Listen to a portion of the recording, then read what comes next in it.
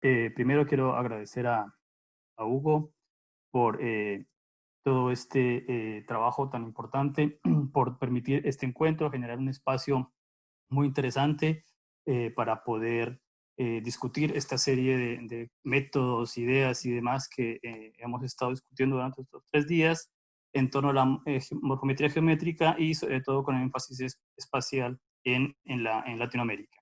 Bueno, eh, paso a contarles un poco del trabajo. Es un estudio exploratorio y descriptivo que se debe considerar como un paso previo para comprender eh, mejor la variación del tamaño y forma de la morfología dental en este tipo de especímenes, y posteriormente se especializarán o se realizarán análisis un poco más complejos en relación a la evolución como tal, ¿sí? No obstante, quiero decirles o comentarles que eh, este estudio lleva un tiempo desarrollándose. Actualmente hay una muestra mucho más amplia que hemos investigado, así que solo incluye una parte, así que estos resultados deben considerarse preliminares.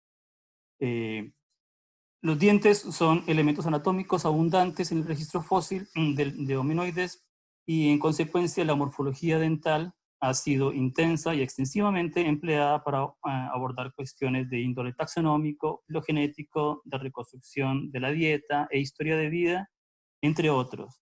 Eh, Esto sugiere, por ejemplo, una amplia distribución de estudios sobre la morfología dental, ¿sí? Una amplia aplicación, digámoslo así. Sin embargo, hay algunos inconvenientes o algunos sesgos o limitantes del uso de la morfología dental, sobre todo en homínidos y en hominoides. Uno es el alto carácter fragmentario del registro fósil, y también tenemos que el extenso grado de macrodesgaste dental en ciertas especies es complejo, así que nos ha obligado a mirar hacia otros tipos de metodologías que nos permitan investigar otros componentes dentales que pueden o no ser mucho más interesantes que la superficie externa del esmalte. Eh, por ejemplo, vemos que la dentina casualmente es una de esas regiones o de una de esas componentes que nos permite obtener información confiable respecto a un rango amplio de cuestiones.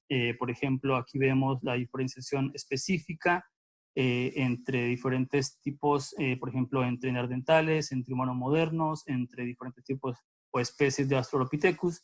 ¿Sí? Entonces, este tipo de información, digamos, este tipo de proxy, eh, puede tener un aporte a la taxonomía, a la filogenia y al desarrollo o de enfoques de evolutivos y del desarrollo. Lo principal que se ha empleado es para diferenciar especies, pero también para diferenciar entre periodos de tiempo. Por ejemplo, el trabajo de Kane et al. En 2019 investiga la diferenciación en periodos de la prehistoria humana, ¿sí? Más reciente, por decirlo de algún modo. También vemos enfoques hacia el estudio del desarrollo y la evolución, empleando tanto caracteres o landmarks y como análisis libre de landmarks, que es otro enfoque interesante que no lo voy a tomar acá en cuenta mucho, aparte de que lo estamos desarrollando en este momento, pero me enfocaré en los análisis con landmarks. Perfecto. Así, el objetivo de este estudio es, dada la gran relevancia en la actualidad en relación a la reconstrucción de la historia evolutiva de nuestra especie, es la discriminación morfológica correcta y confiable entre taxones fósiles. ¿Sí? Se ha demostrado que la unión esmalte-dentina posee un fuerte valor taxonómico y mayor estabilidad evolutiva que la superficie externa del esmalte. Así, los objetivos son, por un lado, evaluar el grado de diferenciación taxonómica entre especies hominoides actuales extintas a través del estudio morfogeométrico de la unión esmalte-dentina de los segundos molares superiores, ¿sí? En un grupo de hominoides actuales y fósiles. Y por otro lado, interesa también evaluar el nivel de discriminación entre especies mediante el uso de un número diferente de landmarks y semilandmarks. Este estudio cobra relevancia respecto a otros previos que se han desarrollado porque la mayoría se enfocan en molares inferiores o en el molar superior, primer molar superior, y muy poco en el segundo y tercer molar. Así que esta es una ventaja, tratar de abordar este tipo de dientes. Esta es la muestra, como les conté inicialmente. Ahora se dobló básicamente la muestra. Tenemos 90 y algo de modelos. Así que, pero igual en esta charla me enfoco en esta muestra que es un poco más chica, pero las tendencias se confirman. Esta sería la distribución también para tener un poco más idea de a qué especie nos estamos refiriendo. Como les digo, australopithecus africanos, parántropos robustos, neandertales, humanos recientes, gorilas, chimpancés y orangutanes. Bueno, lo que hicimos fue a través de microtomografía computada obtener imágenes tridimensionales de cada diente. La microtomografía permite una alta resolución, ¿sí? Y lo que hace es en múltiples slides tratar de dividir el diente, lo cual a posteriori se hace una reconstrucción con diferentes métodos de segmentación, ¿sí? Eh, para este caso específico se usaron diferentes microtomógrafos, básicamente Skyscan, y la mayoría permitió resoluciones entre 10 y 20 micrómetros. La reconstrucción de la superficie de la dentina se hizo a través de segmentación en el programa Aviso. Esto permite diferenciar por escala de grises y píxeles los diferentes tejidos y nos permitió en su momento aislar la superficie externa o el esmalte de la dentina para poder estudiar. Así, el flujo de trabajo sería de la siguiente forma. Tenemos el fósil o la muestra a escanear, se escanea la superficie total, luego por un medio de segmentación obtenemos la dentina básicamente, que es la que estamos usando en esta investigación, ¿sí? Así les puedo contar que usé en total 9 landmarks, ¿sí? Ubicados en las puntas de las cúspides y en la parte más inferior, digámoslo así, de algunas porciones del diente, ¿sí? Luego también usé un número diferente de semi-landmarks, sobre todo en diferentes curvas. En el molar se usaron 100 por curva, en total son 5, o sea que se usaron en total 500 semi-landmarks. Esto para tener una idea del procedimiento, es como para mostrar un poco más detalladamente los pasos a seguir o los análisis que desarrollé, sobre todo para la gente que está en esta charla, así que quiere tener una idea más detallada. Así, como les conté, usé un diferente número de landmarks, que son 3, 6, 9, 20, 70 y 150, y a partir de 20 fueron remuestreadas, ¿sí? Usé 2 paquetes estadísticos de programa R, que son Morpho y Shapes, y se hizo un análisis de componentes principales, se usaron scatter plots y convex halls, y el efecto alométrico se corrigió a través de una regresión multivariada entre el tamaño centroide y las coordenadas ajustadas por propuesta. Una cosa importante es que estamos usando una metodología que ha sido recientemente criticada por Bookstein y otros, que se llama análisis de componentes principales entre grupos, y a pesar de las críticas, consideramos que sigue siendo una técnica válida, pero también usamos componentes principales para entender de una u otra forma la diferenciación entre las especies, ¿sí? Pero bueno, digamos, esos son puntos de discusión interesantes que se pueden charlar en otro contexto. Y los cambios de visualización en la forma los empleé warping, que es la diferenciación de la malla completa, y también puntos y wireframes. Aquí les presento el primer tipo de análisis, que es un análisis de componentes principales y entre grupos. Usando únicamente 3 landmarks, podemos ver en los componentes que hay una poca diferenciación, hay bastante superposición de diferentes especies, así que únicamente con 3 landmarks no podríamos discriminar a nivel taxonómico este tipo de especies. Vemos el análisis de los centroides y de la dispersión total de cada muestra. Vemos que los centroides están bastante agrupados, así que este análisis inicial no permite una buena discriminación, como se puede ver en los análisis que mostré anteriormente. Y acá vemos la diferenciación que hay entre las especies en términos de tamaño centroide. Posteriormente,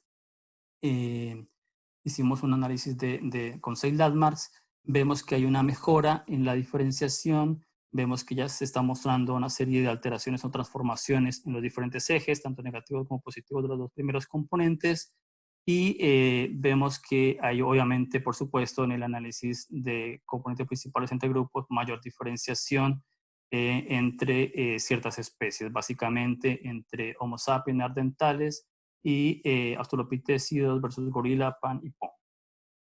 Posteriormente, bueno, perdón, acá estamos de nuevo con los centroides y la distribución de cada individuo investigado y las elipses de confianza.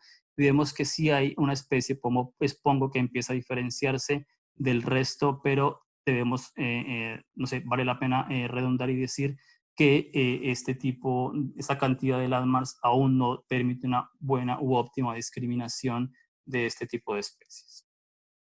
Posteriormente, hicimos el análisis con 9.9 landmarks y vemos que efectivamente siguen habiendo cambios importantes y hay una mayor diferenciación de las especies y podemos decir que con este número de landmarks se está logrando una buena discriminación o diferenciación de las diferentes especies investigadas, así que de una u otra forma esto nos permitiría sugerir que con un número de 9 landmarks el análisis sería válido, digámoslo. Así, también vemos que definitivamente las elipses de confianza, así como los centroides, empiezan a diferenciarse cada vez más y vemos que hay una buena discriminación a nivel de especie en sus taxones. Posteriormente, como les comenté, hice un remuestreo de landmarks y solamente empleé en este caso semi-landmarks y se usaron en total 20 que bordearon toda la corona. Vemos, por supuesto, que hay mayor diferenciación, pero tampoco es abismalmente diferente del anterior análisis, así que podríamos decir que entre 29 landmarks, en este caso en especial, estaríamos logrando una buena discriminación entre las especies investigadas. Asimismo, bueno, sigo también con los centroides y también con la diferenciación en términos de la distribución de las elipses. Vemos que hay mayor diferenciación. Aquí empezamos a notar que neandertales y los humanos modernos empiezan a diferenciarse respecto de los australopithecidos y de grandes monos como pan, pongo y gorila. Ya con 70 semi-landmarks en el contorno de la corona podemos ver que hay una muy buena diferenciación.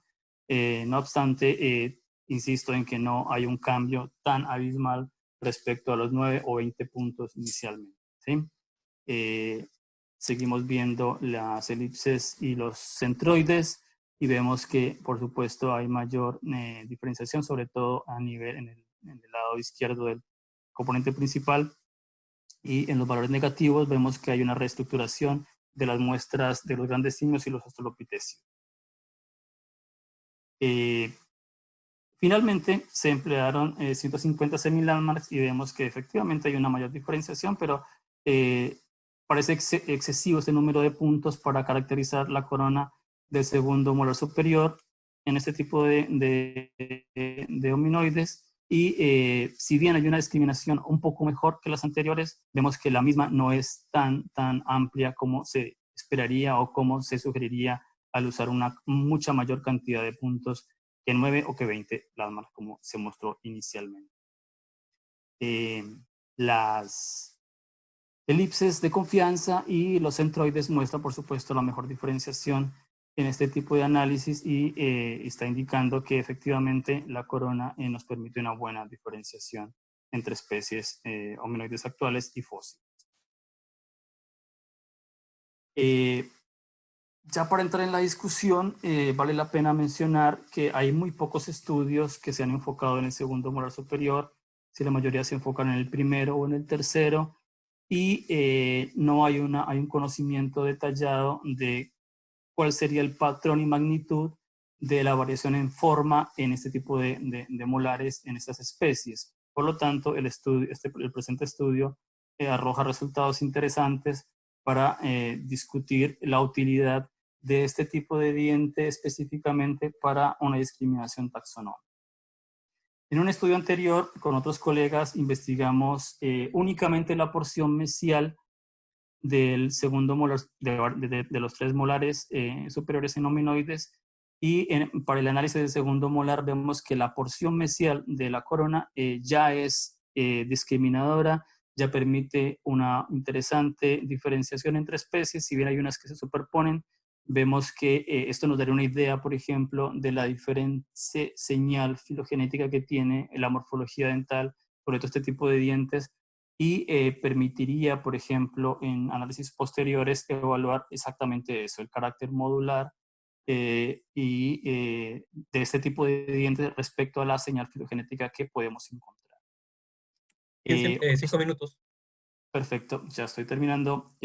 Posteriormente vemos otro trabajo reciente de Martín y colegas, donde investigan también en neandertales tempranos y tardíos y humanos modernos diferentes tipos de dientes. También usan el segundo molar y vemos que efectivamente este tipo de diente permite una buena diferenciación entre especies aún que están bastante emparentadas entre sí.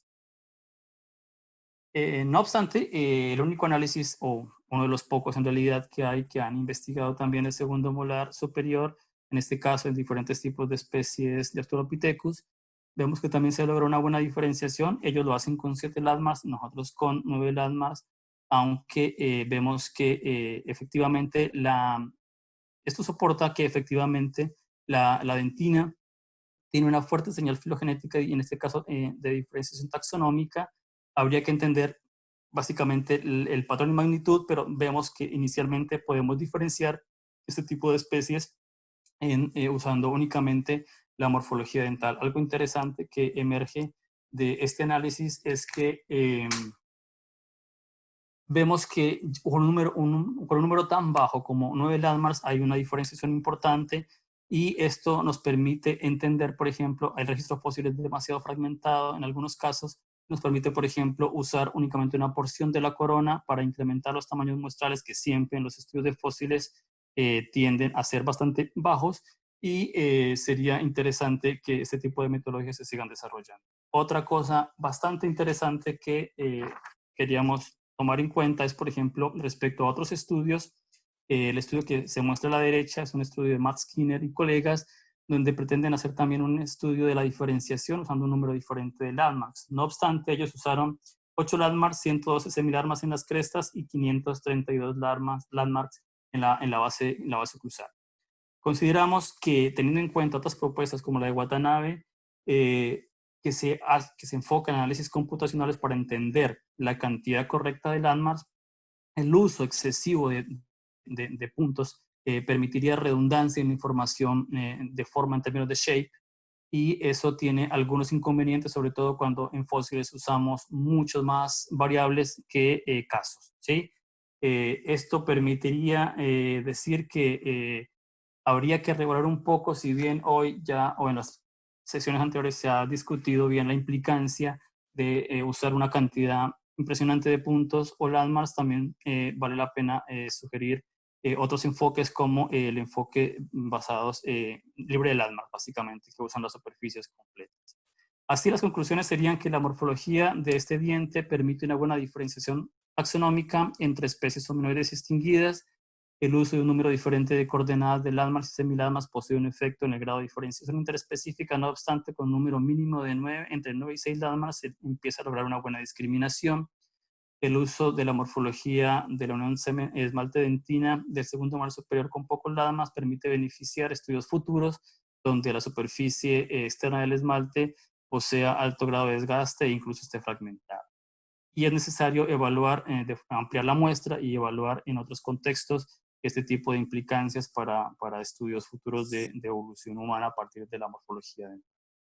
Bueno, eso es todo. Quería dar las gracias. Este estudio lo desarrollamos junto con Clément Zanoli de la Universidad de Bordeaux en Pasea y Matt Skinner de la Universidad de Kent. Varias instituciones aportaron mucho a este trabajo y bueno, agradecemos a ellos, a una colega en Arizona, a la doctora Alejandra Ortiz, por proveer algunos modelos, y a todas las instituciones que vemos aquí para que financiaron de una u otra forma los estudios que estamos realizando. Eso es todo. Muchas gracias. Si tienen alguna pregunta, encantado de responder. Pongo video para ver un poco mejor. Muchas gracias, Miguel, por tu presentación. Muy bonita, No, interesante. Y gracias. nos queda tiempo para preguntas. Si alguien tiene alguna pregunta. Javier Vic, tienes la palabra, Javier. Gracias. Hola, ¿qué tal? Hola, ¿qué tal? Tengo un par de preguntas. Una metodológica muy puntual, derivado de lo que presentabas de la comparación en cuanto al número de semi-landmarks, que Sí. me parece algo metodológicamente interesante, importante, como lo comentas, pero a veces no es tan fácil de hacer. ¿Con qué software realizaron la digitalización de los puntos? ¿Con Stereomorph? No, en realidad lo realicé con Aviso.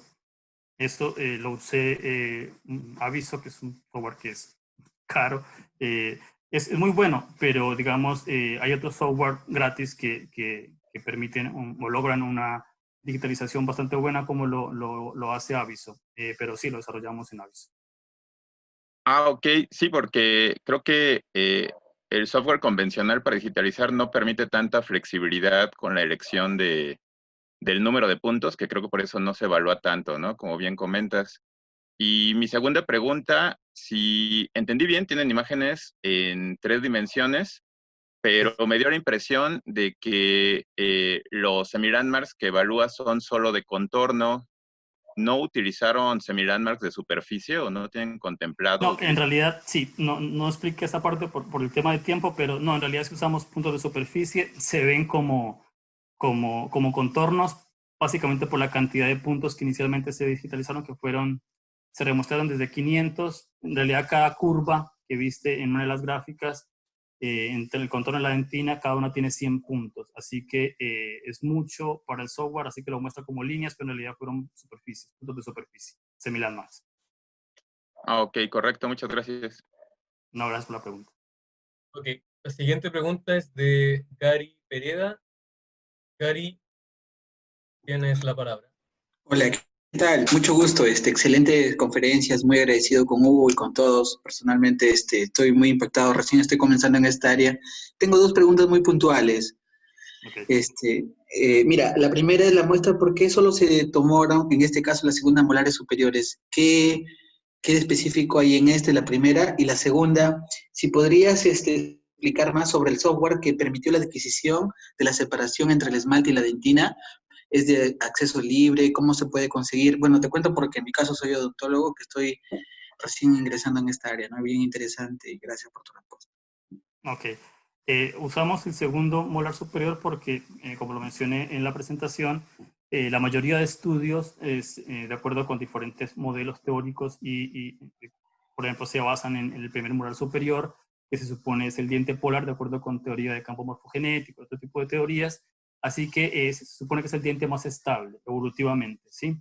Así que se ha investigado más y se conoce un montón, o relativamente más que el segundo molar, por supuesto, sobre la forma de evolución, ¿sí? Así que por esas razones en específico nos enfocamos para entender, a ver, si este diente tiene algún, digamos, arroja la misma calidad de información o es diferente, si se supone que desde de mesía a la distal, digamos, desde molar 1 a molar 3, de una u otra forma se minimiza o se merma la calidad de información, sobre todo la recuperación de la señal evolutiva, y en este caso vemos que no es así.